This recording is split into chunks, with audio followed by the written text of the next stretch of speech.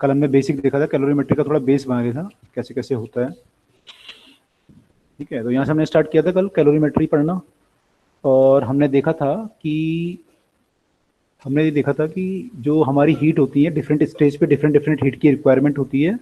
कहीं पे latent heat चाहिए होती है, कहीं पे स्पेसिफिक हीट चाहिए होती है, और उनकी वैल्यू अलग अलग होती है। तो उससे हम फॉर्मूला यूज़ करते हैं M S delta T M L, ये सब हमें यूज़ करना होता है। ठीक है, ये हमने ग्राफ देखा था कल, इसको समझा था हमने। और हमने फिर केस देखे थे कि कौन कौन से केस हो सकते हैं अगर अगर आप आइस को वाटर में मिलाते हो या वेपर को वाटर में मिलाते हो। तो आपको चेक करना पड़ेगा कि आपकी हीट डिफरेंट प्रोसेस के लिए कितनी रिक्वायरमेंट है ना। डायरेक्ट फार्मूला लगा के काम नहीं चलेगा। वैसे तो फार्मूला ये है heat loss equal to heat gain, है ना, लेकिन डायरेक्ट फार्मूला लगा के काम नहीं चलेगा। कई बार आपके फार्मूले से गलत आंसर आ जाएगा अगर आपने चेक नहीं किया कि एक्चुअली हो क्या रहा है। एक्चुअली हो क्या रहा है, आपकी क्या सारी आइस कन्वर्ट हो रही है वाटर में या नहीं हो पा रही, या सारा वाटर कन्वर्ट हो रहा है आइस में, क्या हो रहा है। तो आपको एक बार चेक करना पड़ेगा। उसके बाद आप एक बार श्योर हो गए कि मेरा एक्चुअली प्रोसेस हो क्या रहा है, उसके बाद आप इक्वेशंस लगा सकते हो। तो श्योर होने के लिए मुझे सारी वैल्यू निकालनी पड़ेंगी एक बार। अगर केस ऐसा है जहाँ पे फेस ट्रांसफॉर्मेशन हो रहा है, प्रॉब्लम कहाँ पे आएगी, जहाँ पे फेस ट्रांसफॉर्मेशन हो रहा होगा, सॉलिड से लिक्विड या फिर वेपर से लिक्विड।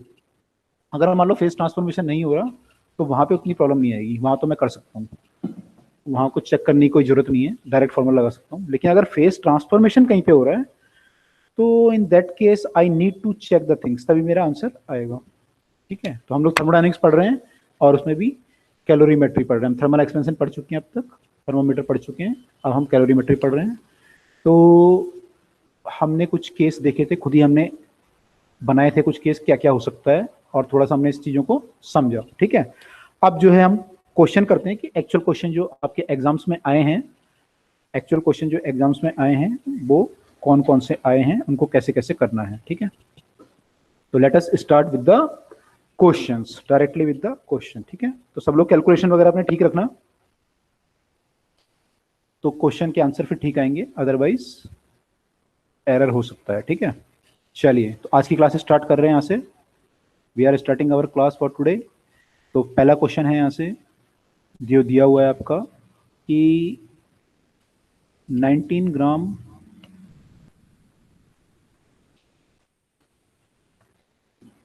19 ग्राम वाटर आप है, और ये कितने टेम्परेचर पे है, 30 डिग्री सेल्सियस पे।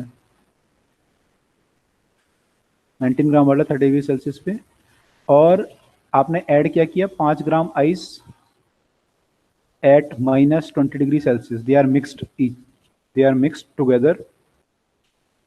What is the final temperature of the mixture? T final कितना होगा? ठीक है, यहाँ पे आपको दी हुई है specific heat of ice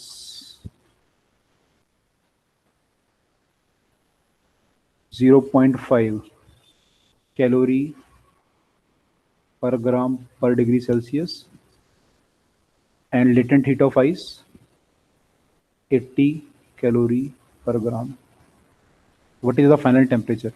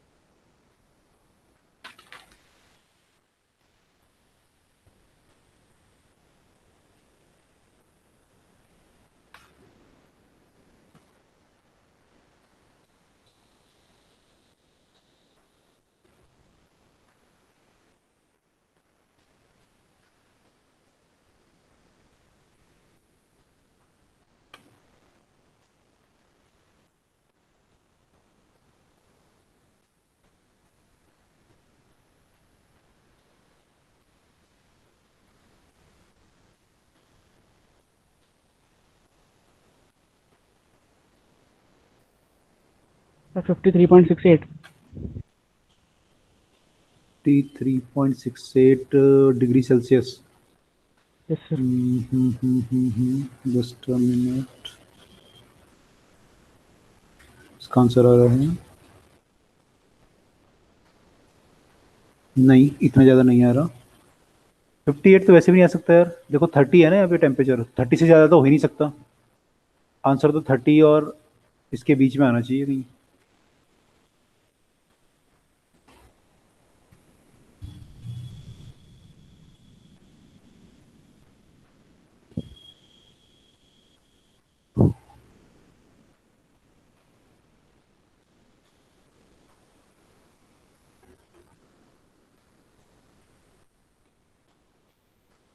six point three one.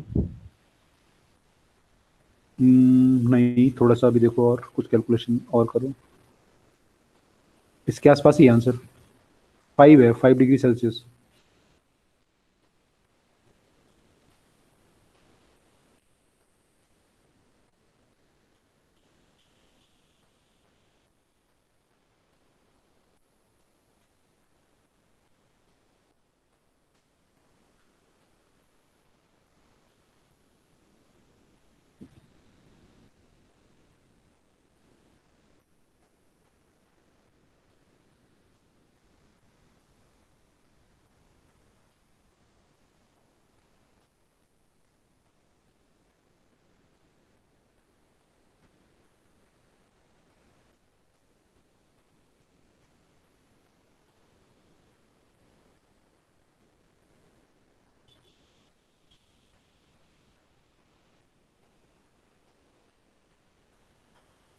Done sir. Done. Remaining people.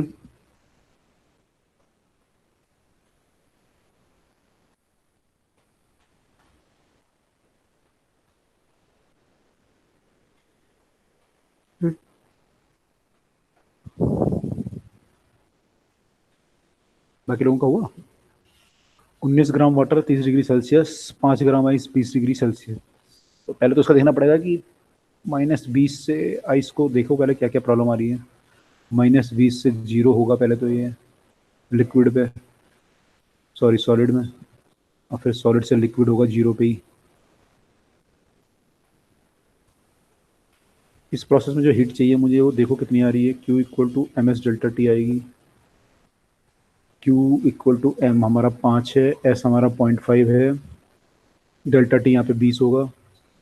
तो 20 करोगे तो ये 2 5 10 और 50 कैलोरी तो यहाँ पे चाहिए, 50 तो ही चाहिए। अब यहाँ पे निकालोगे तो यहाँ पे ml चाहिए। ml कितनी आएगी, मास 5 है, L 80 है, 400 कैलोरी यहाँ पे चाहिए। कुल मिला के 450 कैलोरी चाहिए आपको। अब वाटर कितनी दे सकता है, अगर वाटर वाटर अगर 30 से 0 पे आता है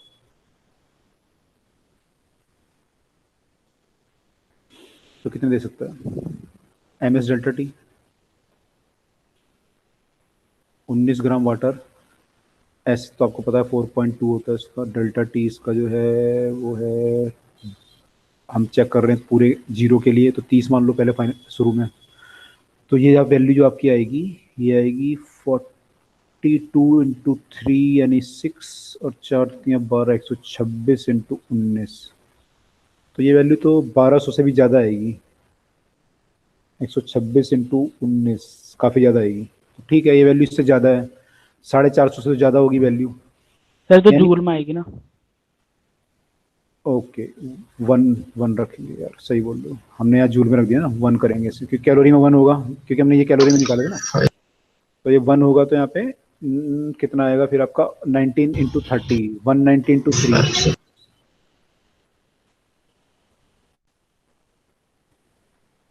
570 आएगा। ओके, तो ये भी हमारा 570 कैलोरी है, और ये भी जो है 450 से ज़्यादा आ रहा है। इसका मतलब तो ये है कि वाटर पे इतनी हीट है कि वो सारी आइस को पिघला सके। तो ये सारी आइस को पिघला देगा 450 हीट देके, उसके बाद भी इसमें कुछ हीट बचेगी, यानी कि जो फाइनली होगा सारी आइस पिघल जाएगी, और उसका भी टेम्परेचर कुछ बढ़ जाएगा, क्योंकि वाटर में फिर कुछ हीट होगी, वो फिर देगा उसको, तो टेम्परेचर बढ़ जाएगा। यानी फाइनली क्या होगा हमारा, यानी फाइनली हमारा आइस भी कुछ टी डिग्री पे पहुंच जाएगी, यानी यहाँ पे इक्विलिब्रियम पे ये केस होगा कि हमारी जो आइस है वो सॉलिड से लिक्विड हुई थी यहाँ पे, और लिक्विड से फिर ये हीट होके टी डिग्री सेल्सियस तक पहुंच जाएगी। तो इस केस में पूरी प्रोसेस में जो हीट रिक्वायरमेंट है आइस की वो है 50 प्लस 400 और plus M S delta T. तो एम एस यहाँ पे हो जाएगा, एम इसका है आइस का 5 ग्राम, एम एस आपका हो जाएगा, सॉरी 5 ग्राम, एस आपका हो जाएगा स्पेसिफिक हीट ऑफ वाटर, क्योंकि वाटर बन चुका है ये, तो 1 कैलोरी। और टी आपका जो आएगा डेल्टा टी वो हो जाएगा T-0, क्योंकि 0 से टी तक जाएगा, आपने ये एज्यूम कर लिया है।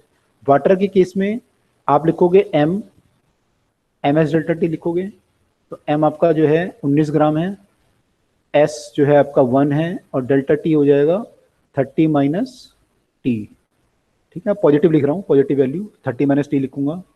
इसको अगर मैं सॉल्व करूँ, you will get this as 5T, you will get this as 450 plus 5T equal to 19 into 3 570 minus 19T, ये बनेगा आपको फाइनली। इसको सॉल्व करोगे तो इसको यहाँ ले आओ 450 को, तो ये 120 बचा यहाँ पे, 19T को यहाँ ले जाओ तो 19 और 5 24T, तो T हमारा आ गया 120/24। इसको अगर सॉल्व करोगे तो ये आ जाएगा 5 डिग्री सेल्सियस। ठीक है, इसको स्मॉल टी से लिख देते हैं क्योंकि ये टेम्परेचर इन केल्विन नहीं है, टेम्परेचर इन सेल्सियस है, तो थोड़ा कन्फ्यूजन ना हो। वैसे तो टी भी लिख सकते हो, कोई इशू नहीं है, फिर भी कैपिटल टी भी लिख सकते हो। तो टी मेरा जो आ रहा है वो 5 डिग्री सेल्सियस आ रहा है। आई होप ये सबका क्लियर है, सबने निकाल लिया था या कुछ फंस रहा था? बाकी लोगों ने निकाला था? यस सर, निकल गया। यस सर, यही आया था। यही आया था same. Okay okay, fine fine. अगर सब लोग निकाल पा रहे हैं इट्स गुड, इट्स गुड। अगर सब लोग निकाल पा रहे हैं, अगला क्वेश्चन पे जाते हैं फिर हम लोग। ये सबको समझ में आ गया?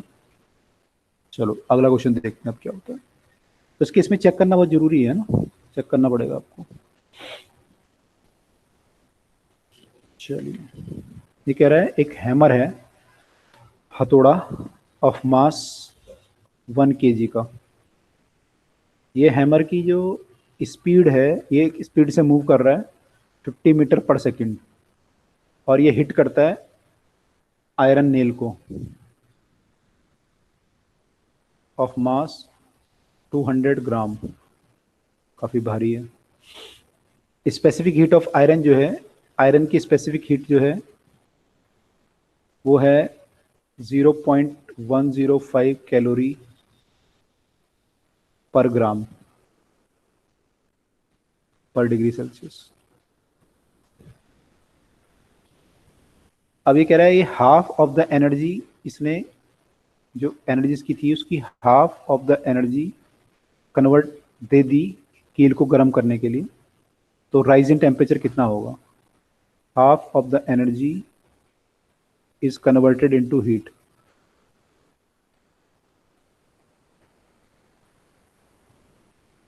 into heat, तो the rise in temperature of nail is, option है 7.1, 9.2 degree Celsius,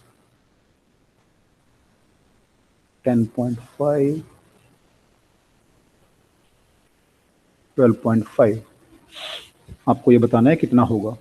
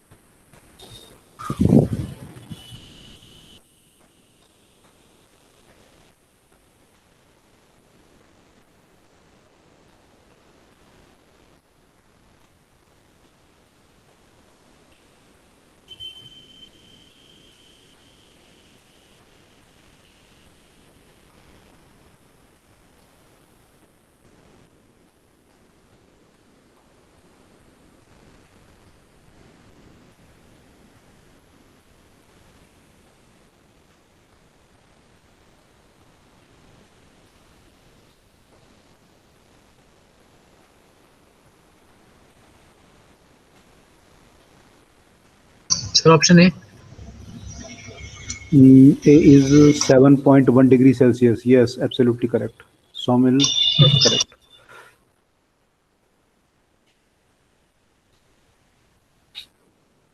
done sir. Done. Kunal, okay.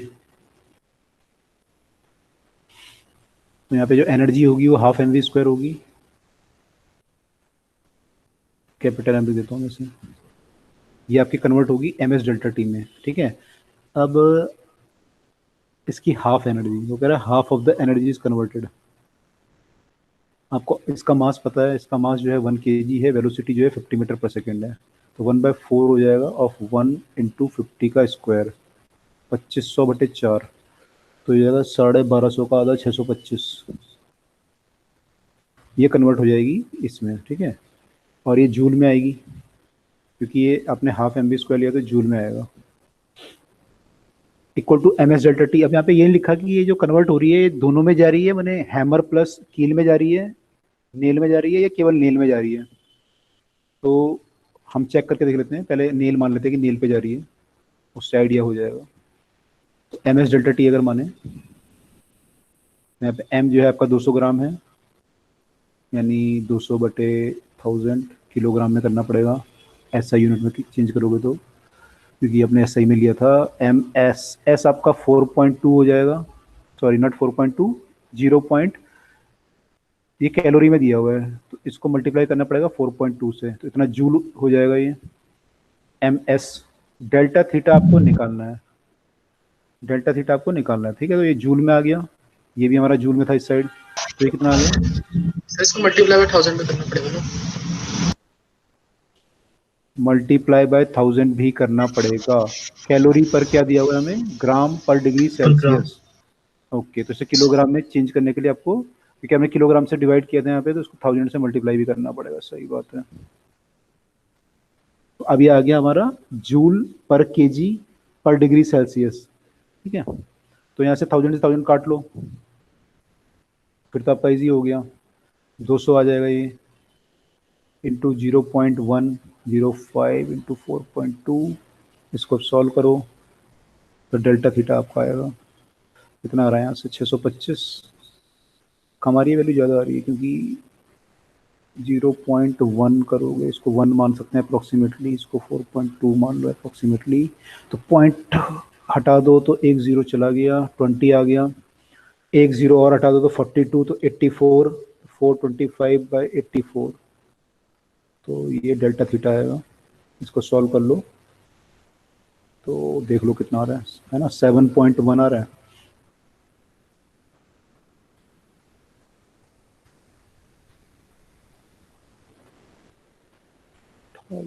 Correct आ जाएगा, 7.1 के करीब आ जाएगा, ठीक है, जो भी आएगा। तो ये हमारा आंसर है, ठीक है। तो इसमें ये लिखा नहीं था कि कहाँ कन्वर्ट हो रही है, अगर दोनों में कन्वर्ट हो रही होती थी फिर उसका मास भी लेना पड़ता, उस केस में आपका रेजिन टेम्परेचर कम आता। फिर अगर हीट दोनों में डिस्ट्रीब्यूट हो रही होती, हैमर में प्लस नील में, तो फिर रेजिन मास आपका कम आता, रेजिन टेम्परेचर कम आता फिर उस केस में, ठीक है। चलो अगला क्वेश्चन देखते हैं, किसी को डाउट तो नहीं है इसमें, अगला क्वेश्चन करें।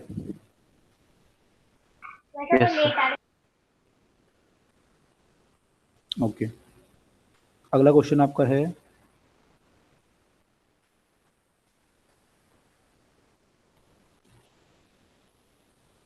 ये कह रहा है कि हमने एक इलेक्ट्रिकल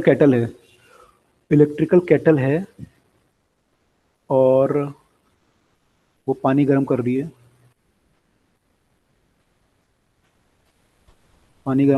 इसका जो करंट है वो 4 एम्पियर करंट ले रही है 220 वोल्ट पे। ये लिखा है how much time will it take to boil, को बताना है how much time will it take to boil 1 kg of water, 1 kg of water from 20 degree Celsius, ये बताना है।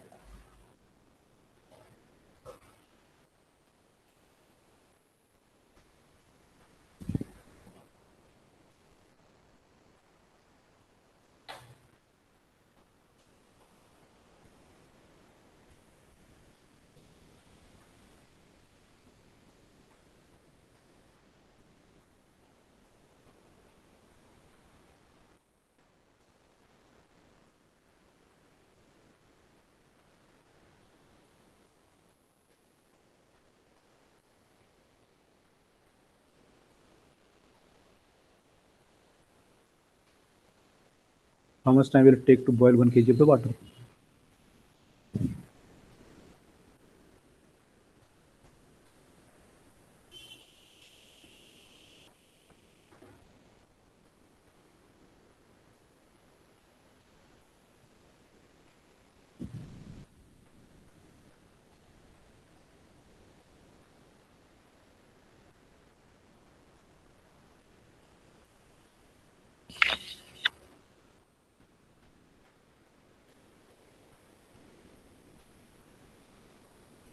आप लोग निकालिए हैं, 1 मिनट में अभी आया, निकालिए आप लोग।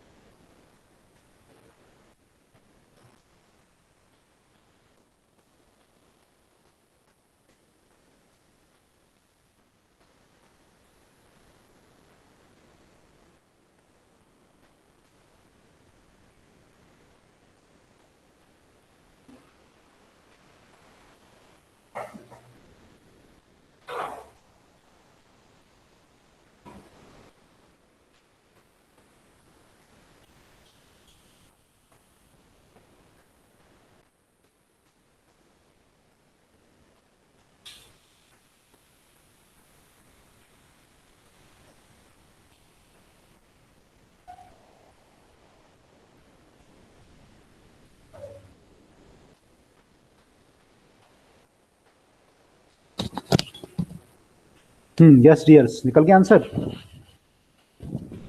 90.9 सेकेंड। 90.9 सेकेंड। इसमें मिनट में दिया हुआ आंसर, मिनट में कितना बन रहा है? 1 मिनट 51 समथिंग। 1 मिनट 51। ज़्यादा है, 6 मिनट दिया हुआ है, सर 6 मिनट। 6 मिनट 6.3 दिया हुआ है, यस सर, अप्रॉक्स 6। यानी 6 मिनट 18 सेकेंड, है ना? Okay good. देखो कुछ कैलकुलेशन मिस्टेक की होगी बाकी कहीं पे। प्रेटल है तो आपका जो पावर है इसकी V इंटू आई होती है, तो हीट जो होगी पावर इंटू टाइम, इतनी कैटल आपको हीट देगा VIT, वो बराबर होगा किसके? MS डेल्टा थीटा के। यही किया होगा सब बच्चों ने। तो टाइम तो आपको निकालना है, MS डेल्टा थीटा, M कितना आपका 1 kg, इसमें अब SI यूनिट का ध्यान रखना पड़ेगा। 1 kg है, S आपका 4.2, तो पर ग्राम होता है तो 4200 चाहिए यहाँ पे। MS delta theta, delta theta आपका है 100 माइनस 20,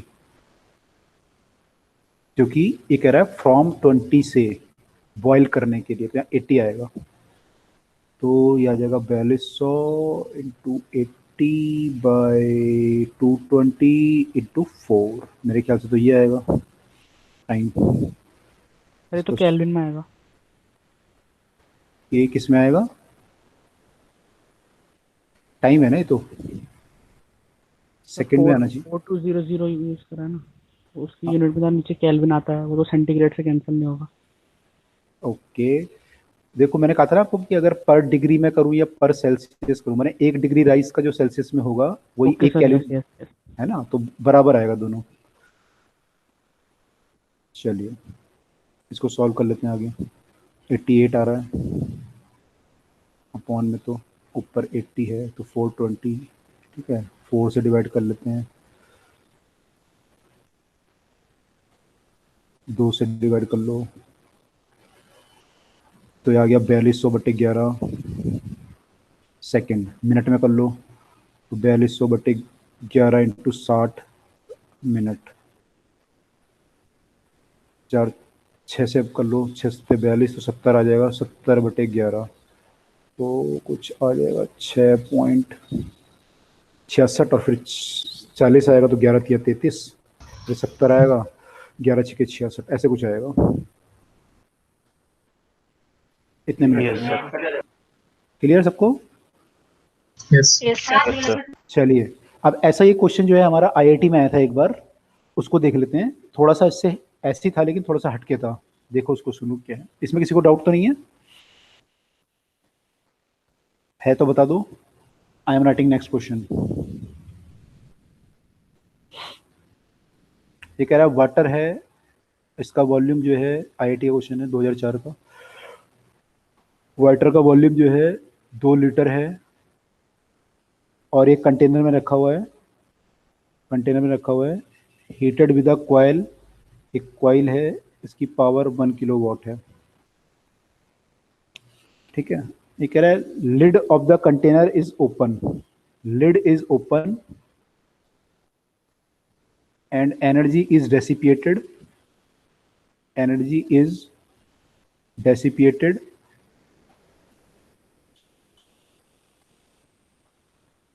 एट रेट आपका है 160 जूल पर सेकेंड। इस पे एनर्जी डेसिपिएट हो रही है यानी लॉस हो रही है।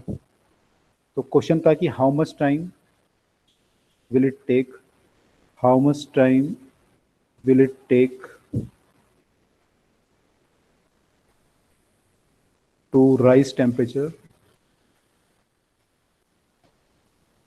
from 27 to degree Celsius to 77 degree Celsius. Water की स्पेसिफिक हीट तो आपको पता ही है, बताइए, सिंपल है ये भी।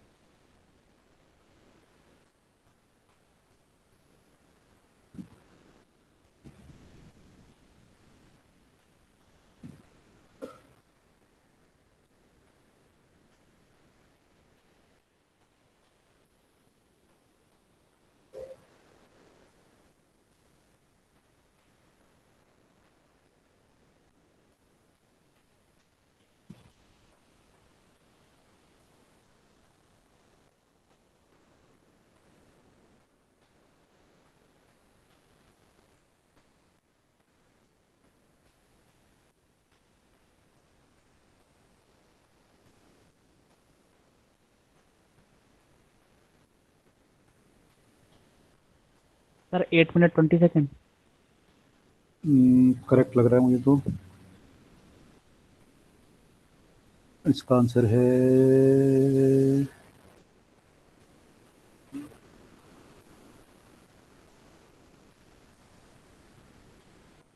ये है हमारा आईआईटी का स्क्रीन। ये इसका आंसर है यस 8 मिनट 20 सेकेंड्स, यानी 500 सेकेंड। Yes sir. करेक्ट।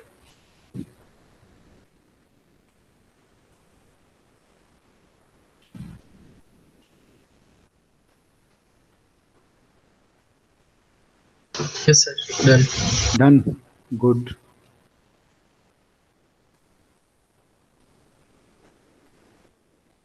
बाकी लोगों का भी हो गया। इसमें आपको एनर्जी मिल भी रही है, लॉस भी हो रही है। जो एनर्जी मिल रही है वो पी इंटू टी मिल रही है, और जो लॉस होगी वो पर सेकंड 160 है, उसमें से इंटू टी मल्टीप्लाई करोगे इतनी आपकी नेट एनर्जी आपको मिलेगी, और वो इक्वल होगी एम एस डेल्टा थीटा के। बस ये करना है, आगे तो आप कर ही लोगे। अब कर लोगे आगे। Yes, sir. Yes. अच्छा, किसी को डाउट है? डाउट तो नहीं है ना? चलिए, इसमें बस ये था कि ये फैक्टर एक्स्ट्रा था, क्योंकि यहाँ पे प्रैक्टिकली आप देखोगे तो कुछ लॉस भी होता है, तो इन्होंने लॉस को कंसिडर कर लिया था आईआईटी ने, तो इट्स गुड। आपको क्या लगता है वैसे ये लॉस है 160T, क्या ये कांस्टेंट रहेगा या वेरी करेगा?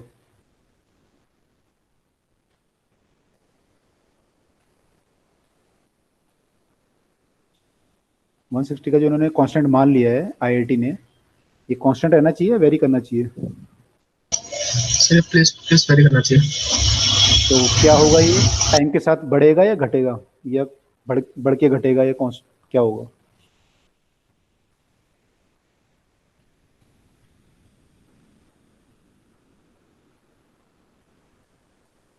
क्या होना चाहिए आपके हिसाब से, बढ़ना चाहिए घटना चाहिए? सोचो थोड़ा सा। सर घटना चाहिए। क्यों घटना चाहिए? सर क्योंकि जो हीट एनवायरनमेंट में जाएगी और जो प्रेशर टेम्परेचर डिफरेंस होगा वो धीरे धीरे करके कम हो जाएगा। कम तो क्यों उसको होगा? प्रेशर डिफरेंस, कम क्यों होगा? क्योंकि जैसे अगर सर क्योंकि अगर स्टार्टिंग में हो ज्यादा होगा तो ये हीट उसको बैलेंस करते जाएगी और फिर एक टाइम में थोड़ा सा कम हो जाएगा। नहीं, आपका यहाँ पे टेम्परेचर पहले 27 था, आपने गर्म करके इसको 70 पे लाए, यहाँ से हीट डेसिपेट हो रही है बाहर, तो अब क्या बोलना चाह रहे हो? सराउंडिंग का टेम्परेचर 25 होगा मान लो, क्या बोलना चाह रहे हो आप? सर तो जो हीट यहाँ से निकलेगी वो एनवायरनमेंट को थोड़ा हीट करेगी, ताकि ये दोनों इस ये जो सिस्टम है हमारा उस सराउंडिंग के बराबर आ जाए उसका टेम्परेचर। नहीं, सराउंडिंग के बराबर तो नहीं आएगा ना, सराउंडिंग तो कम ठंडा होगा नहीं ना तभी तो सराउंडिंग। सर हीट, तभी तो इसकी हीट निकलेगी, हीट कब डिसिपेट होगी। कब निकलेगी? जब सराउंडिंग के बराबर टेम्परेचर होगा।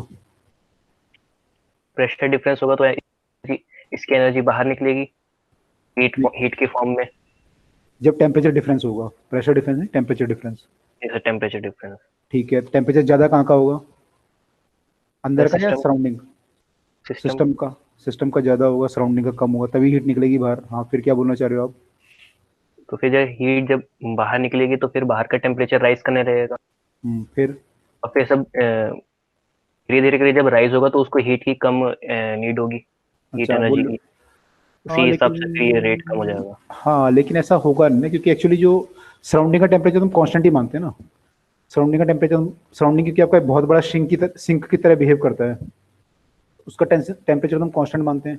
और अगर आप कांस्टेंट ना भी मानो तो भी आप ये मानोगे कि 25 से बढ़ के थोड़ा बहुत बढ़ जाएगा, इसके आसपास का टेम्परेचर 30 हो जाएगा, बट ऐसा थोड़ी होगा कि वो 77 हो जाएगा, है ना? जब आप पानी को बॉयल करते हो तो पानी का 100 पे पहुंच जाता है, लेकिन पानी के आसपास का टेम्परेचर थोड़ी 100 पहुंच जाता होगा, वो तो 80 पे पहुंचता होगा मैक्सिमम। Yes sir. ऐसा कुछ होता होगा ना।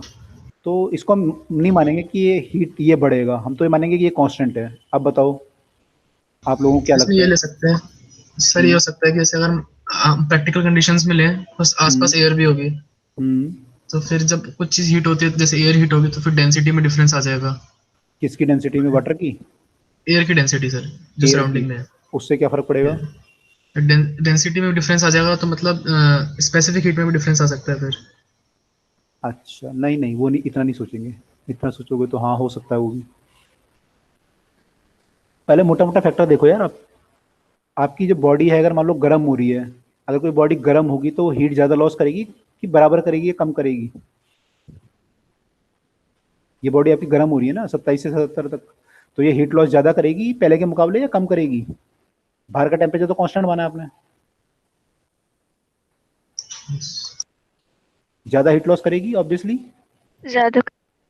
ज़्यादा करेगी। तो इसका जो ये हीट डेसिपेशन है, जैसे जैसे आप बॉडी को गर्म करते जाओगे उसका हीट डेसिपेशन क्या होगा, बढ़ता जाएगा, बढ़ता जाएगा।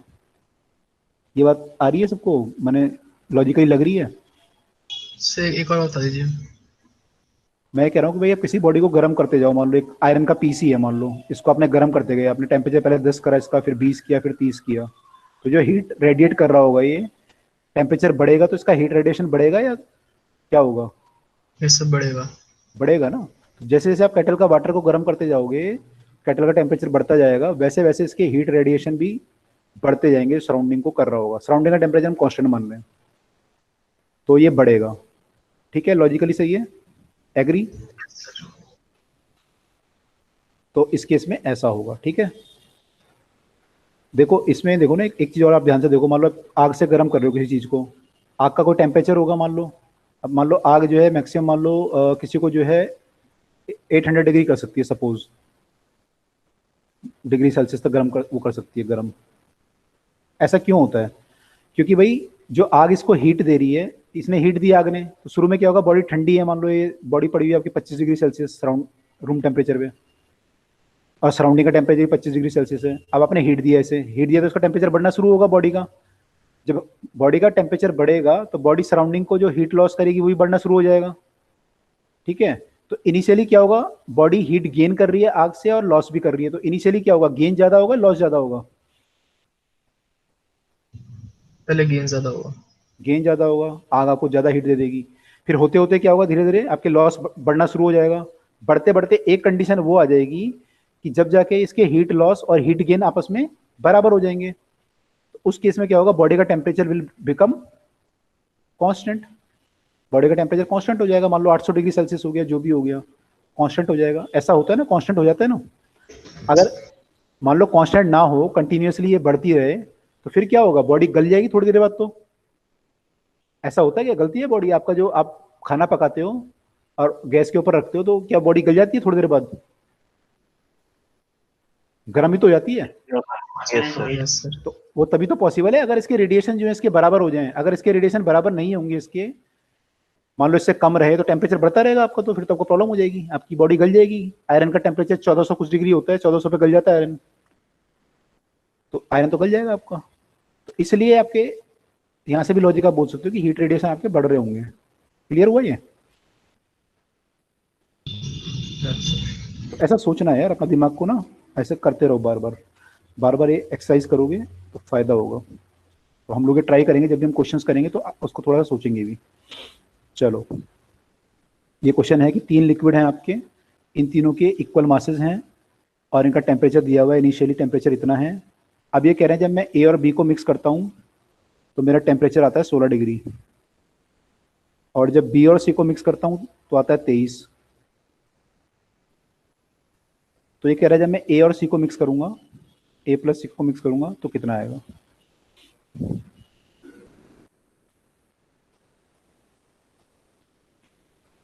On mixing. ठीक है, कर सकते हो ये, बस थोड़ा कैलकुलेशंस वाली बातें हैं, ट्राई करो।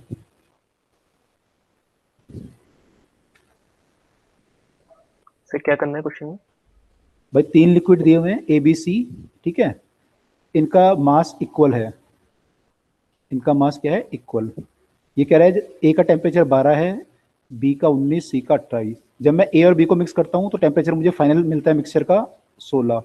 बी और सी को मिक्स करता हूँ तो आता है 23।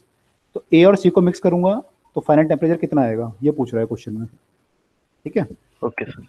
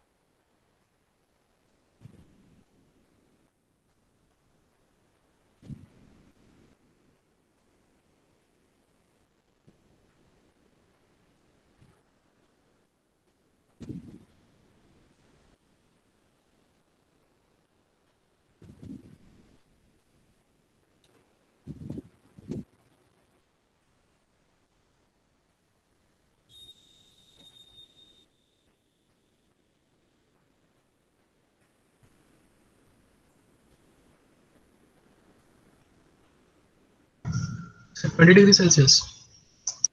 यस 20.2 है। Okay sir. Yes sir 20.2। 20.2 okay. बाकी लोग भी देखो निकाल पा रहे हो।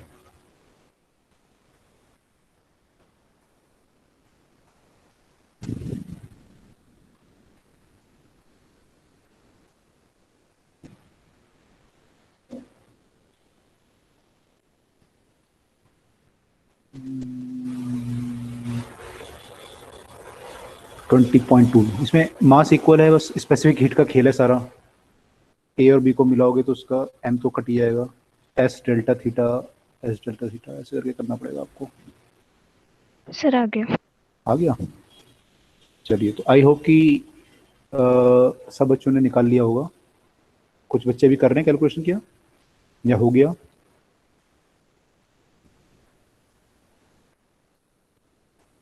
कर लोगे ना ऐसे क्वेश्चन को बाकी बच्चे? एक बार बता दीजिए। बताना है, बता देते हैं।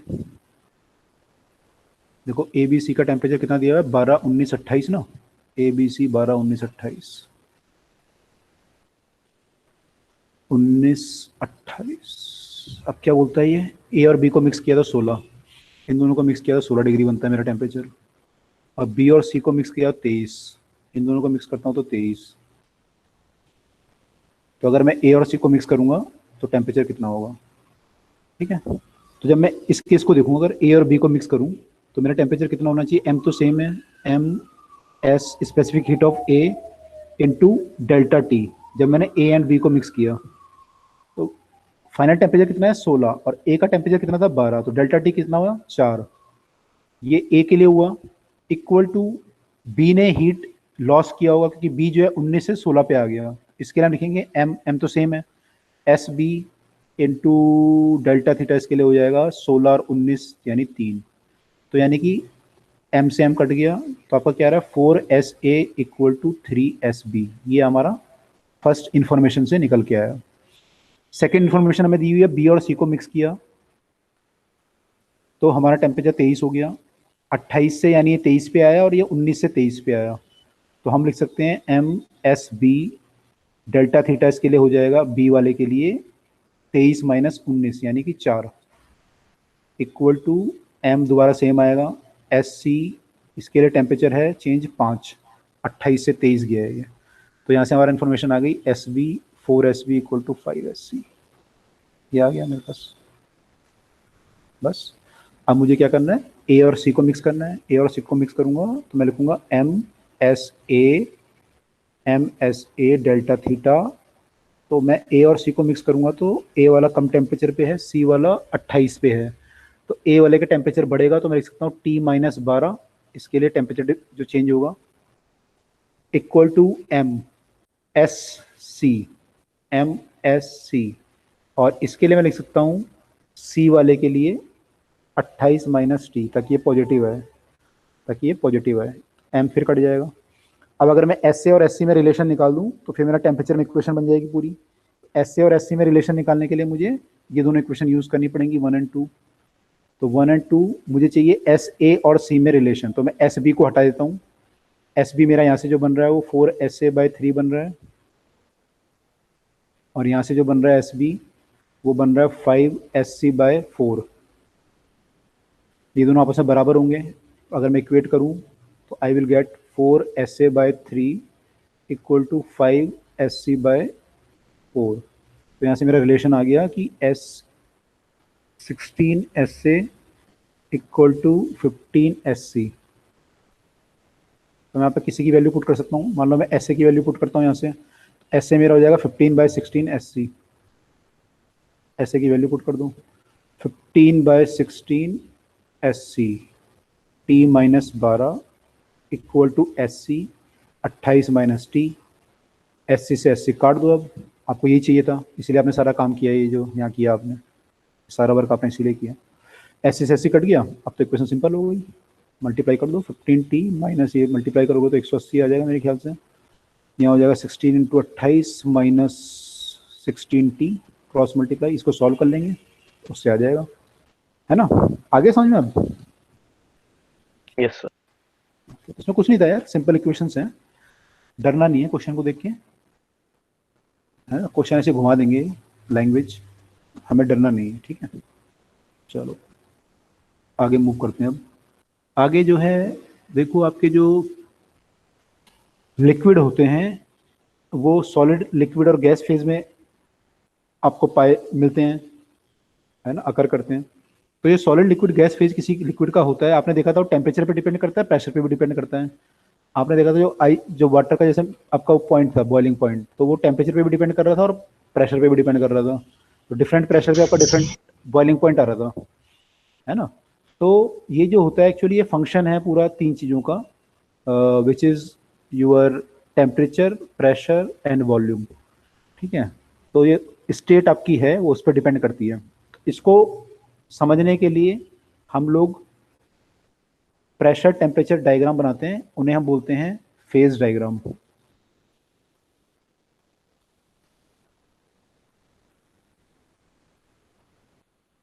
कि कौन सा फेज होगा, सॉलिड फेज, लिक्विड फेज, कौन से प्रेशर पे, ठीक है।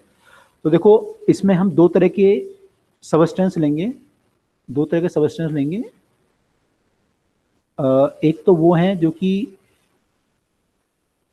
जैसे मान लो पानी है, तो पानी को अगर आप जमाओगे, सॉलिड बनाओगे, तो उसमें सॉलिड स्टेट का जो वॉल्यूम है आइस के केस में वो ज़्यादा है लिक्विड स्टेट के, वाटर के केस में। जब वो सॉलिड बनता है आइस तो फैलता है, पता है आप लोगों को ये, यस है ना। पानी अगर बर्फ में आप रखते हो फ्रिज के उसमें, तो वो बोतल से बाहर ही आ जाता है, मैंने उसकी कैप भी खुल जाती है। तो ये ज़्यादा होता है सॉलिड में, ये बहुत रेयर प्रॉपर्टी है। यूजुअली हम जिस किसी चीज़ को सॉलिड बनाते हैं लिक्विड से, तो उसका वॉल्यूम घटता है ना। यूजुअली क्या होता है, वॉल्यूम घटता है। तो यूजुअली जो सॉलिड स्टेट का वॉल्यूम आता है वो लिक्विड से कम आता है, लेकिन वाटर के केस में ऐसा नहीं होता। तो इन दोनों के लिए फेजर डायग्राम जब बनाएंगे तो ये डिफरेंट डिफरेंट बनते हैं। इन दोनों के लिए फेजर डायग्राम बनाएंगे तो डिफरेंट डिफरेंट बनते हैं। तो पहले लेट अस सी जनरल केस के लिए फेजर डायग्राम क्या बनता है, फेज डायग्राम क्या बनता है, सॉरी। फेज डायग्राम आपका प्रेशर टेम्परेचर डायग्राम है। तो इधर प्रेशर है मान लो, इधर टेम्परेचर है। तो प्रेशर टेम्परेचर डायग्राम आपका जो बनेगा वो कुछ ऐसा बनेगा, देखो यहाँ तक एक बनेगा,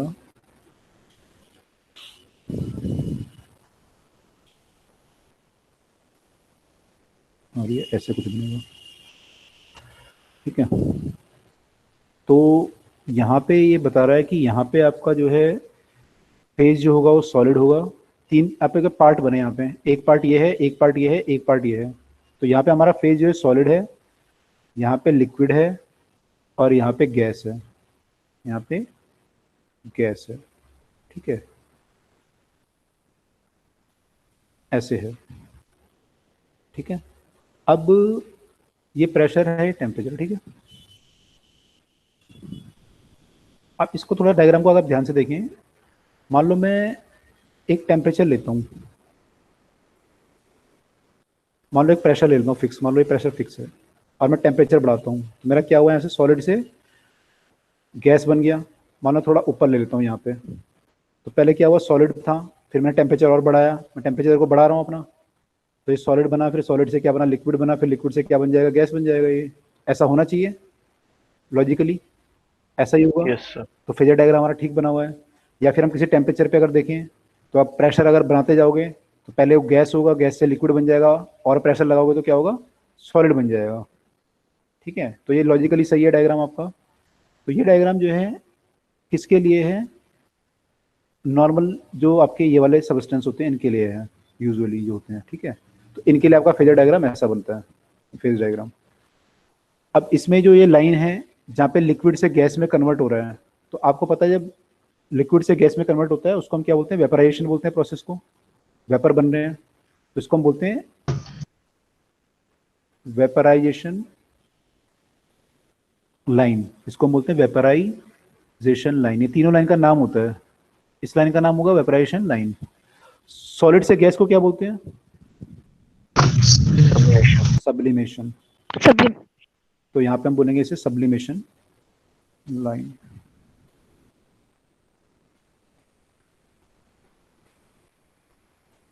और जो ये वाली लाइन है हमारी जो लिक्विड से सॉलिड की तरफ जा रही है, तो ये तो मेल्टिंग है सिंपली, तो इसको हम बोलते हैं फ्यूजन लाइन। फ्यूजन लाइन, ठीक है। तो नॉर्मल सबस्टेंस के लिए जो डायग्राम बनता है वो तो बहुत क्लियर है, हमें ऐसा बनेगा, ठीक है। अब वाटर के केस में देखते हैं डायग्राम कैसे बनता है। वाटर के केस में जब आप डायग्राम बनाओगे तो ये कुछ ऐसे बनता है।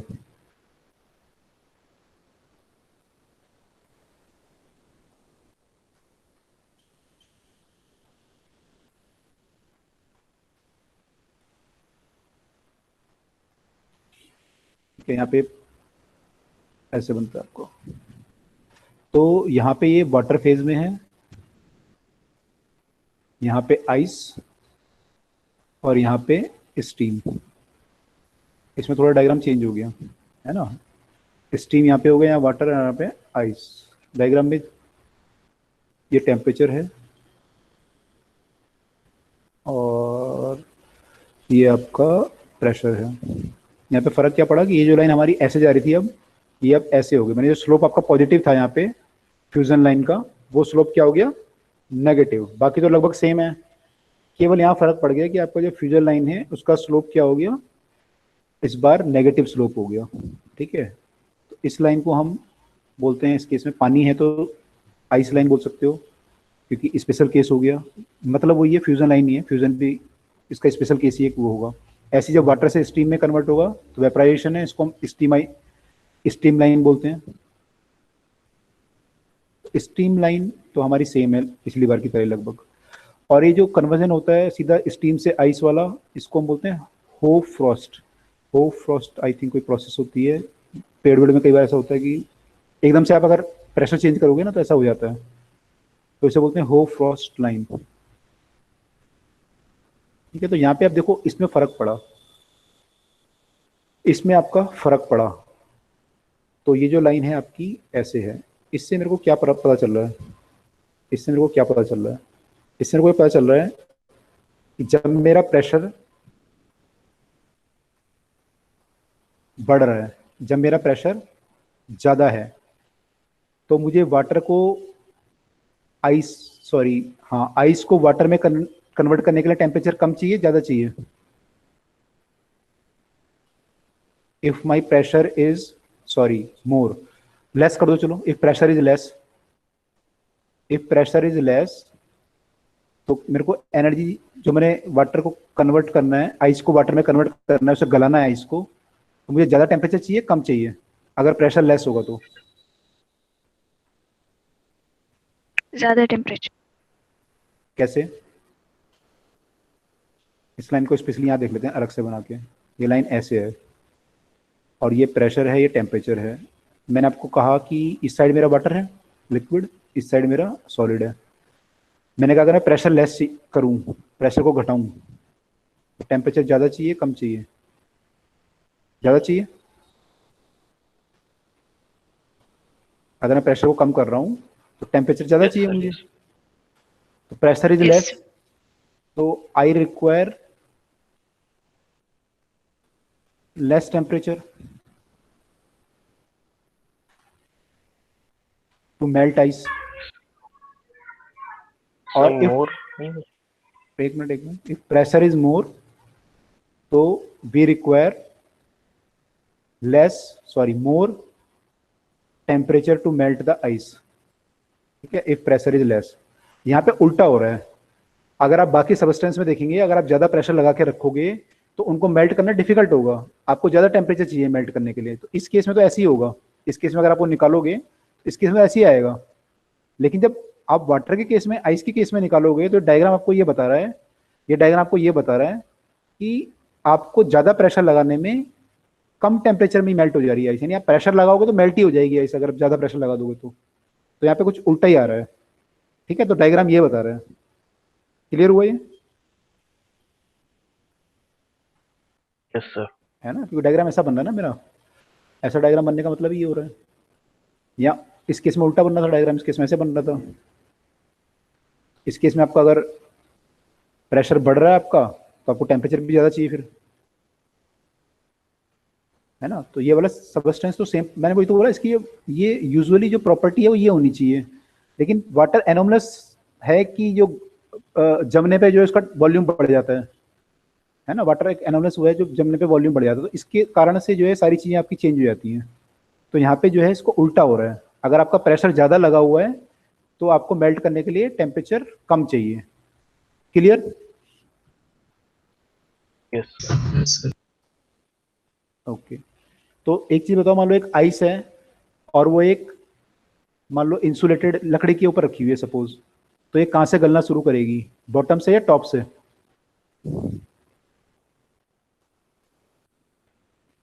बॉटम से गलेगी कि टॉप से गलेगी पहले आइस क्यूब?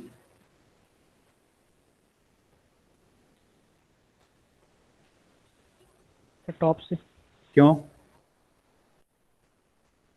क्योंकि वो डिस्कस में हीट इन कंडक्ट नहीं हो पा रही, जबकि वहाँ से हीट ट्रांसफर हो जाएगी रेडिएशन वगैरह।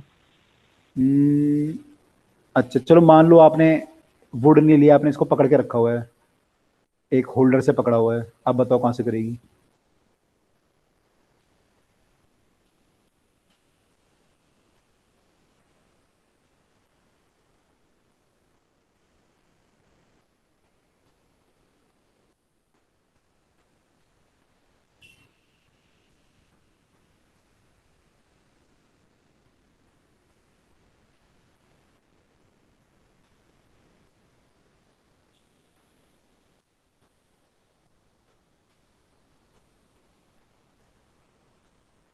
भाई प्रेशर कहाँ ज्यादा होगा, टॉप पे या बॉटम पे?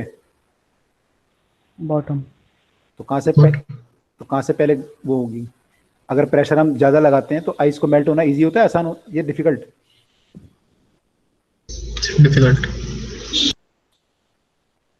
Pressure is more we require, pressure is less, क्या लिखा है हमने, गलत लिख दिया यहाँ पे, उल्टा लिख दिया हमने। अगर प्रेशर इज मोर तो वी रिक्वायर लेस टेम्परेचर, और प्रेशर इज लेस तो वी रिक्वायर मोर टेम्परेचर, अभी हमने डिस्कस किया था यहाँ पे। तो अगर प्रेशर हमारा मोर होगा तो we require less temperature to melt, और प्रेशर अगर लेस होगा तो वी रिक्वायर मोर टेम्परेचर। तो अगर प्रेशर मोर है तो यहाँ पे प्रेशर हमारा मोर है, तो आइस आराम से हमारी मेल्ट कर जाएगी। तो ice melt from the bottom, ये इसका एक्सप्लेनेशन है कि why ice melts from the bottom.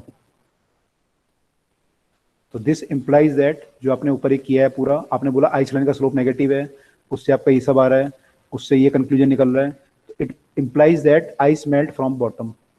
Clear?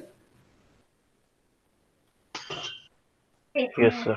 ठीक है, ओके। बाकी सबस्टेंस में उल्टा होगा, उनमें जो है बॉटम वाला आराम से नहीं पिघलेगा, पहले ऊपर से पिघलना शुरू होगा। अच्छा अब देखो, अगर मैं इस पॉइंट की बात करूं, एक पॉइंट जो मेरा आ रहा है, देखो इस लाइन के अक्रॉस मेरा जब जा रहा था मैं, तो वाटर से स्टीम या स्टीम से वाटर कन्वर्ट हो रहा था, यहाँ पे मेरा आइस से वाटर हो रहा था या वाटर से आइस हो रहा था, यहाँ पे स्टीम से आइस हो रहा था या आइस से स्टीम हो रहा था। लेकिन इस पर्टिकुलर पॉइंट पे तीनों हो सकता है, आइस से वाटर, वाटर से स्टीम, और तीनों हो सकता है।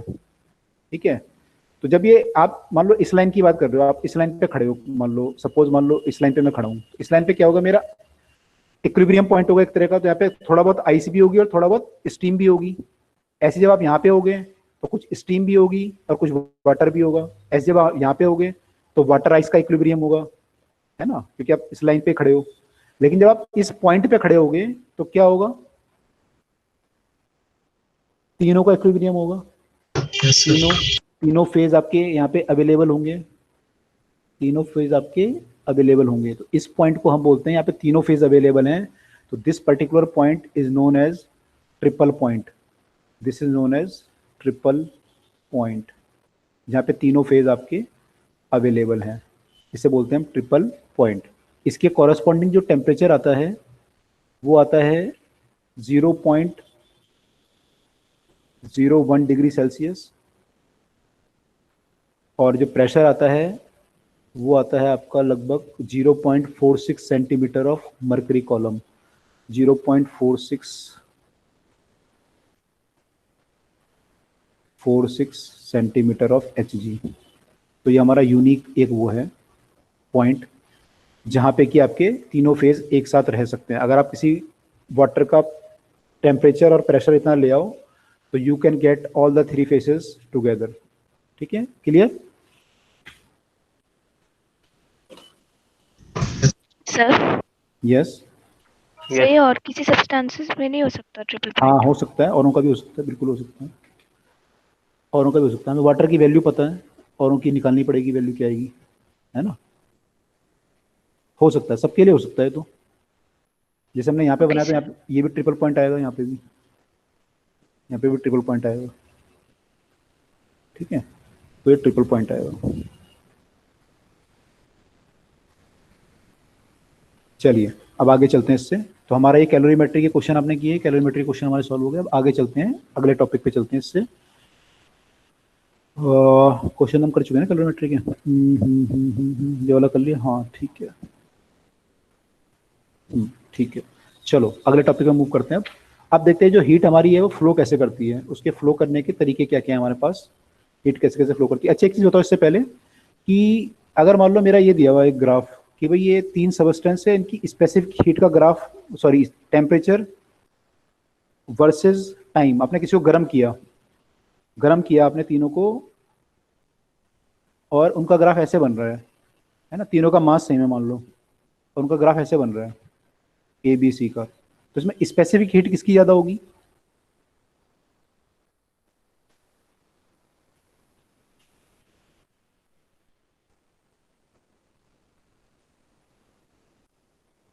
स्पेसिफिक हीट किसकी ज़्यादा होगी?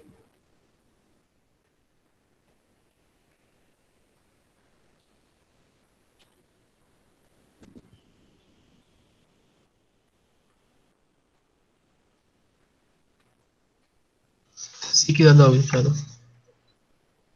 सी की स्पेसिफिक हीट ज़्यादा, ओके। बाकी लोग क्या बोलते हैं?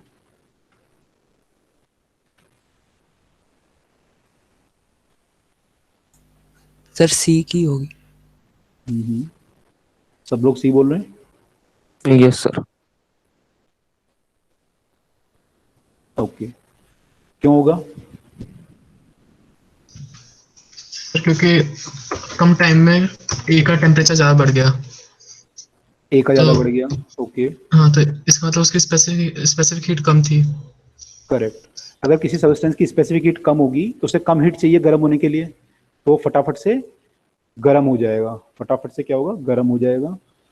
तो इस केस में ए आराम से गर्म हो रहा है आपका, उसका टेम्परेचर एकदम से बढ़ रहा है यहाँ पे, तो इसकी स्पेसिफिक हीट कम होगी, उससे ज़्यादा बी की होगी, और सबसे ज़्यादा सी की होगी। आई होप सबको क्लियर है ये।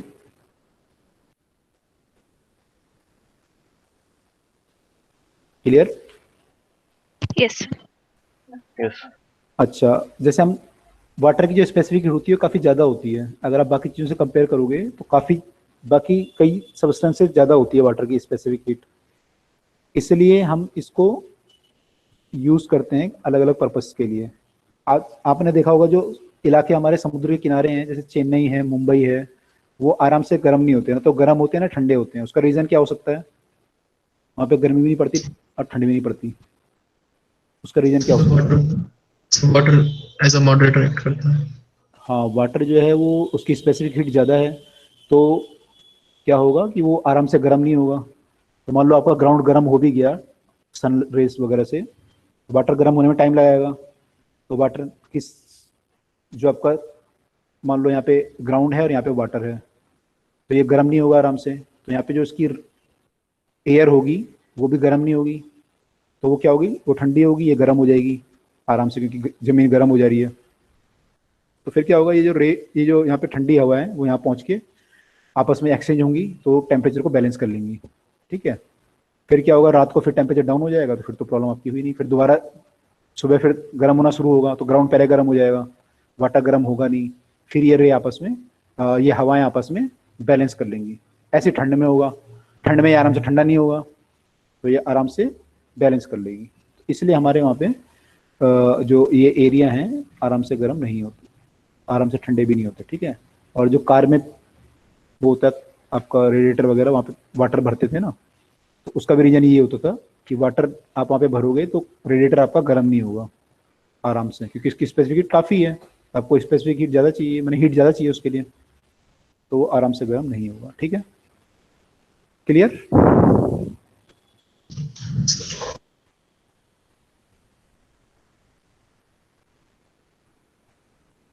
एरिया डोंट हैव मच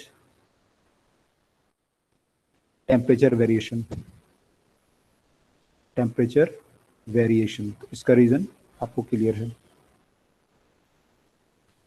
ये आपने बता दिया। अच्छा एक चीज और बताओ मुझे कि what is the specific heat during phase conversion, कितनी होगी ड्यूरिंग फेज कन्वर्जन, यानी जब लिक्विड से सॉलिड से लिक्विड हो रहा है या लिक्विड से गैस हो रहा है, तो what is the specific heat, क्या बोलोगे आप तो लेटेंट हीट बोलते हो वहाँ पे ml, लेकिन मैं अगर बोलूँ कि स्पेसिफिक हीट कितनी होगी तो क्या बोलोगे?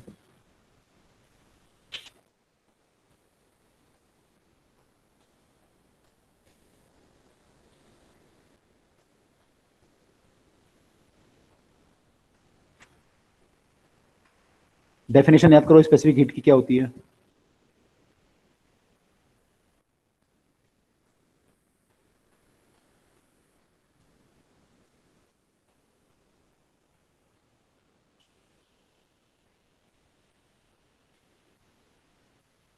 क्या होती है डेफिनेशन?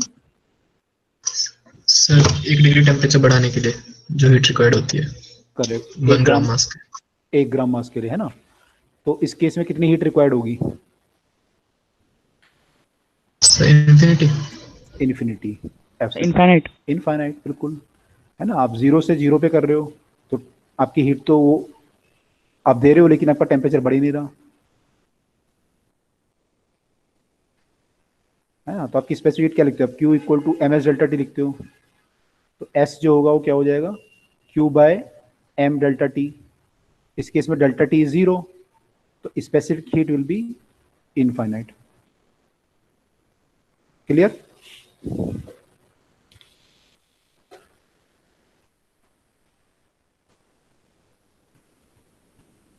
अच्छा, जो गैस होती है ना हमारी गैस, अभी हम आगे पढ़ेंगे डिटेल में थर्मोडायनेमिक्स वगैरह में। तो गैस के केस में क्या होता है, देखो सॉलिड की तो स्पेसिफिक हीट कांस्टेंट है, आपकी कोई वैल्यू है उसकी, कॉपर की कुछ वैल्यू है, आयरन की वैल्यू है, वाटर की वैल्यू है, सबकी। लेकिन गैस की जो होती है ना, गैस की डिपेंड करता है कि आपने कैसे रखा हुआ है उसे। मान लो गैस को आपने कंटेनर में, बंद कंटेनर में रखा हुआ है एक केस में, ठीक है, और एक केस में आपने ऐसे रखा हुआ है पिस्टन लगा के, आपने पिस्टन लगा के रखा हुआ है, तो दोनों में गैस है ना। तो आपको क्या लगता है किस केस में स्पेसिफिक हीट ज्यादा होगी? तो फर्स्ट कंटेनर में कैसा है? फर्स्ट कंटेनर में स्पेसिफिक हीट ज्यादा होगी। अच्छा, तब बाकी लोग नहीं सर, सर मैं पूछ रहा हूँ फर्स्ट कंटेनर में कैसा है? फर्स्ट कंटेनर क्लोज कंटेनर, मैंने एक फिक्स है भाई, एक बॉक्स है एल्युमिनियम का, उसके अंदर गैस भरी हुई है। और सेकंड वाले का जो है पिस्टन है, जो आगे पीछे मूव कर सकता है। इसमें एक पिस्टन है, बाकी ये कंटेनर की वॉल है सारी। आप बताओ, कुछ लोग कह रहे हैं बी में ज्यादा होगा, कुछ लोग कह रहे हैं ए में। बी में कह रहे हैं, अच्छा क्यों होगा बी में ज्यादा, क्यों लग रहा है आपको? क्योंकि जब इसका हम टेम्परेचर बढ़ाएंगे तो जो इसका पिस्टन है वो ऊपर की तरफ मूव करेगा, तो जो बी के अंदर जो गैस है वो कुछ वर्क कर रही है। करेक्ट। तो इसलिए सर उसका सर वो ज़्यादा हो जाएगा स्पेसिफिक हीट, क्योंकि हम जो उसका वर्क है हमें उसको भी एक्यूमुलेट करना पड़ेगा उसके साथ में, जबकि ए में कोई वर्क नहीं हो रहा। Okay, good. आपने थर्मोडायनेमिक्स पढ़ा है या कुछ ऐसा सोचा है अभी? Yes sir, thermodynamics CP minus CV R is equal to अच्छा, R। पढ़ लिया आपने, चलो। बाकी लोग सोच लो, बाकी लोगों ने सोचा इसमें क्या होगा। जब आप जो हीट दोगे वो पूरी की पूरी हीट कहाँ जाएगी? इसकी एनर्जी बढ़ाने में, इंटरनल एनर्जी बढ़ाने में, तो उसका टेम्परेचर बढ़ाने में। लेकिन यहाँ पे जो हीट दोगे वो कहाँ जाएगी? इसका टेम्परेचर बढ़ाने में, प्लस ये पिस्टन ऊपर मूव करेगा जब आप इसको प्रेशर बढ़ाओगे। पहले क्या था, देखो पहले पिस्टन यहाँ पे रुका हुआ था, रुका हुआ था मतलब जो प्रेशर होगा इस पे, जो गैस पे लग रहा होगा पिस्टन का प्लस एटमॉस्फेरिक प्रेशर, वो और जो अंदर से प्रेशर लग रहा है दोनों बराबर होंगे अगर ये रुका हुआ था पिस्टन तो। Yes, sir. अब आपने इसको हीट किया तो यहाँ प्रेशर बढ़ गया अंदर से, तो ये पिस्टन क्या करेगा? बाहर को मूव करेगा। बाहर को जब मूव करेगा तो इस केस में क्या होगा, गैस ने कुछ वर्क किया, गैस ने उसको पीछे धकेला, तो गैस ने कुछ वर्क किया, तो ये जो हीट है ये कहाँ जाएगी, इस केस में तो सारी हीट यूज हो रही थी आपकी इंटरनल एनर्जी बढ़ाने में, चेंज इन इंटरनल एनर्जी में, लेकिन यहाँ पे किस किस में यूज हो रही है, change in internal energy plus work में। ये क्लियर हुआ सबको? यस। तो यहाँ पे कुछ जो हीट है आपकी वो वर्क में यूज हो रही है, तो आपकी इंटरनल एनर्जी कम बढ़ेगी, यानी टेम्परेचर आपका कम बढ़ेगा। जो इंटरनल एनर्जी होता है एक्चुअली टेम्परेचर पर डिपेंड करता है, तो आपकी जो इंटरनल एनर्जी है इस केस में कम बढ़ेगी, इस केस में change in internal energy will be less, तो change in temperature will be less. अब सोचो किस में ज्यादा होगी, स्पेसिफिक हीट किसकी ज्यादा होगी? डी। और इसमें इंटरनल एनर्जी का चेंज लेस आ रहा है, तो आपको ज्यादा हीट चाहिए सेम टेम्परेचर बढ़ाने के लिए, तो आपको ज्यादा हीट चाहिए, ज्यादा हीट चाहिए तो इसका मतलब इसकी स्पेसिफिक हीट ज्यादा है। क्लियर? यस। इस स्पेसिफिक हीट को हम बोलते हैं कांस्टेंट वॉल्यूम पे है तो हम बोलते हैं CV, specific heat at constant volume. इसको हम बोलते हैं specific heat at constant pressure, CP. ठीक है, specific heat at constant pressure, उसके लिए लिखेंगे Q equal to M C V delta T, ऐसे लिखेंगे।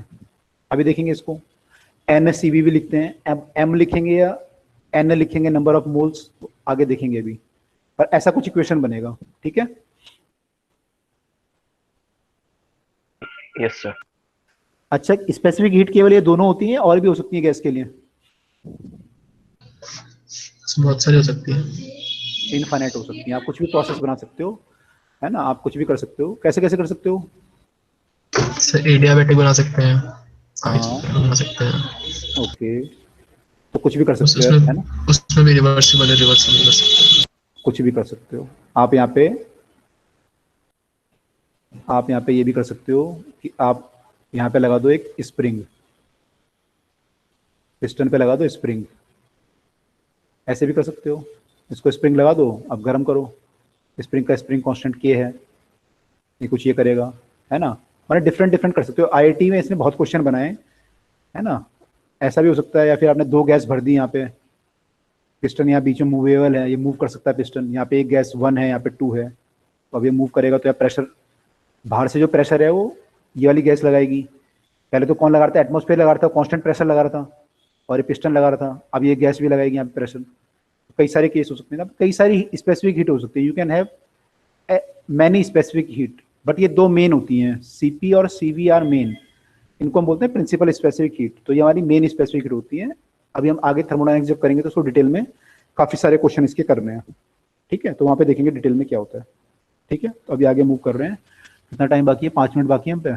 चलो 5 मिनट में थोड़ा सा कुछ कर लेते हैं, बेसिक देख लेते हैं।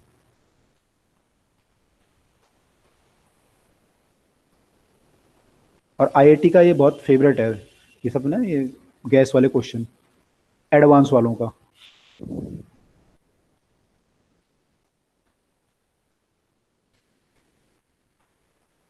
ट्रांसफर ऑफ हीट, देखो ट्रांसफर ऑफ हीट माने जब आपकी एक बॉडी से दूसरी बॉडी में हीट ट्रांसफर करे, तो इसके लिए जो फैक्टर होता है हीट ट्रांसफर के लिए वो होता है टेम्परेचर डिफरेंस, तब आपकी हीट ट्रांसफर होती है।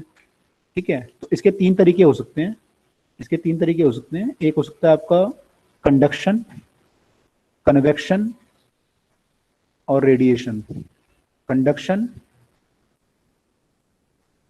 कन्वेक्शन और रेडिएशन।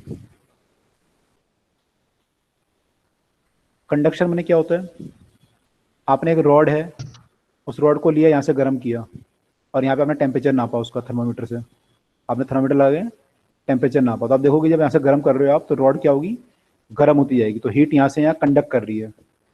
एक मॉलिक्यूल दूसरे मॉलिक्यूल को हिट कर रहा है, दूसरा तीसरे को गर्म कर रहा है, उसको हिट कर रहा है, उसको हिट कर रहा है, करते करते हीट यहाँ तक पहुँच गई। ठीक है, तो यहाँ पे मॉलिक्यूल आपस में वाइब्रेट कर रहे हैं, उसने अगले को वाइब्रेट किया, इसने अगले को किया, तो यहाँ पे क्या हुआ कि हीट ट्रांसफर हुआ, लेकिन मटेरियल का ट्रांसफर नहीं हुआ।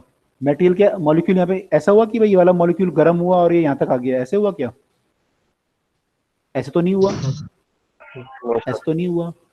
तो क्या हुआ, यहाँ पे पार्टिकल टू पार्टिकल जो है आपकी हीट ट्रांसफर हो रही है without actual movement of the medium particle. तो यहाँ पे medium particle does not move.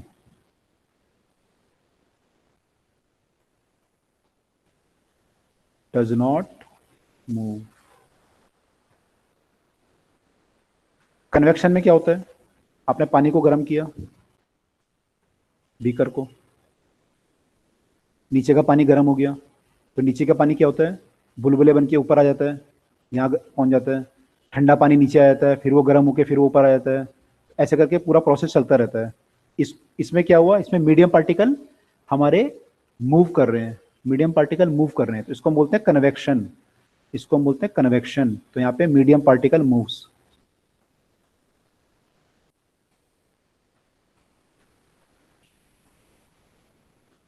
तो ये केस आपका वाटर के केस में आपने देखा होगा जब अर्थ में भी ऐसी होता है। अर्थ में जब आपने पढ़ा होगा ना ज्योग्राफी में 9th-10th में कि हाई प्रेशर वो बन जाता है, लो प्रेशर का वो बन जाता है एक सेंटर। तो वो क्यों बनता है, क्योंकि एक जगह टेम्परेचर ज़्यादा हो जाता है, तो टेम्परेचर ज़्यादा होगा तो वहाँ डेंसिटी कम हो जाएगी, तो लो प्रेशर हो जाएगा, तो फिर आपकी एयर मूव करेगी यहाँ वहाँ, है ना। ऐसे आपकी जो गर्म एयर होती है वो ऊपर उठती रहती है, ठंडी एयर नीचे आती रहती है, तो ये सब क्या हो रहा है, कन्वेक्शन हो रहा है, ये सारा क्या हो रहा है, कन्वेक्शन। तो वाटर एयर के केस में यूजुअली क्या होता है, कन्वेक्शन होता है। जो अभी हम ये पढ़ रहे थे यहाँ पे कि जो मुंबई वाला एरिया है, यहाँ पे जो है समुद्र की एयर इसको बैलेंस कर रही है, कैसे करेगी, कन्वेक्शन से तो करेगी, इधर उधर मूवमेंट होगी, तो आपका टेम्परेचर जो है यहाँ से चेंज होता रहेगा बिकॉज ऑफ कन्वेक्शन।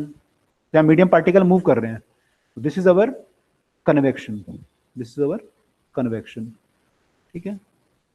थर्ड है आपका रेडिएशन। रेडिएशन में क्या होता है, जैसे सन से आपकी लाइट आ रही है यहाँ तक, तो यहाँ तो मीडियम ही नहीं है कोई, सन के आसपास तो वैक्यूम है, लेकिन अर्थ तक उसकी लाइट पहुंच रही है, लाइट नहीं सॉरी हीट पहुंच रही है, लाइट तो पहुंची जाएगी, ईएम वेव है, हीट पहुंच रही है यहाँ तक, ये भी ईएम वेव है। तो ये जो पहुंच रही है वो एज अ रेडिएशन पहुंच रही है।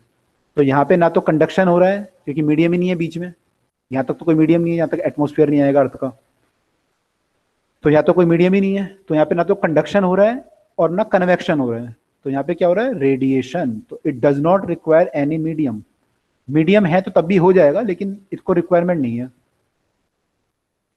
ये बिना उसके होता है, ये केवल ईएम वेव के थ्रू होता है, does not require any medium, ठीक है। तो ये जो केस आपका कंडक्शन वाला होता है यूजुअली सॉलिड में होता है, लिक्विड में यूजुअली कन्वेक्शन होता है, फ्लूइड्स में, और बाकी जगह अगर कुछ ऐसा नहीं है, मीडियम ही नहीं है, तो रेडिएशन होता है।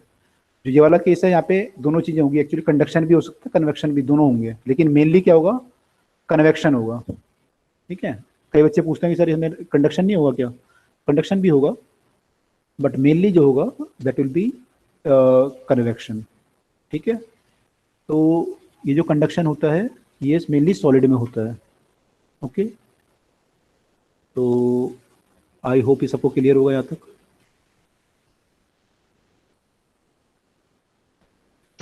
इसमें से सबसे fast Yes. Good, okay, very good. इसमें सबसे फास्ट कौन सा होगा जो एक जगह से हीट दूसरी जगह पहुंचाएगा, radiation, radiation is the fastest. तो आपका जो रेडिएशन होगा वो बहुत फास्ट होगा, ठीक है। अब हम कंडक्शन नेक्स्ट क्लास में पढ़ेंगे कि कंडक्शन कैसे कैसे होता है। कंडक्शन में क्या होता है कि जब रॉड को हीट करते हो तो हीट एक जगह से दूसरी जगह फ्लो करती है, तो इसमें जो हीट फ्लो आपका करेगा यहाँ से यहाँ, वो डिपेंड किस पे करेगा, तो टेम्परेचर डिफरेंस पे डिपेंड करेगा। भाई मान लो यहाँ हाई टेम्परेचर है, यहाँ पे लो है, T2 T1, तो जो हीट का फ्लो होगा पर यूनिट टाइम वो डिपेंड किस पे करना चाहिए, एक तो टेम्परेचर डिफरेंस पे, और डिपेंड किस पे करेगा कि आपका ये एरिया कितना है, ये पर यूनिट टाइम, ये एरिया, अगर ये एरिया है ना जिसके थ्रू हीट पास होके जा रही है, तो ये एरिया कितना है, और ये डिपेंड करेगा कि लेंथ कितनी ज़्यादा है।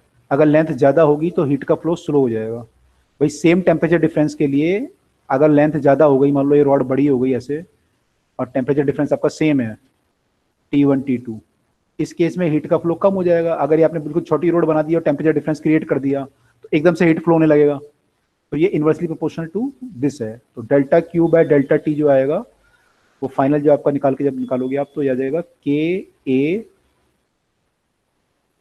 Delta theta by L, KA by L into delta theta, ठीक है। ऐसा आपका एक फॉर्मूला बनेगा, ये हमारा यूज होगा कंडक्शन के लिए, ये यूज होगा कंडक्शन के लिए। तो इसकी जो एप्लीकेशंस हैं, कैसे यूज करना है, क्या करना है, अगली क्लास में से हम कंटिन्यू करेंगे, ठीक है। तो इसको एक बार देख के आइएगा, अगली क्लास में कंटिन्यू करेंगे, ठीक है।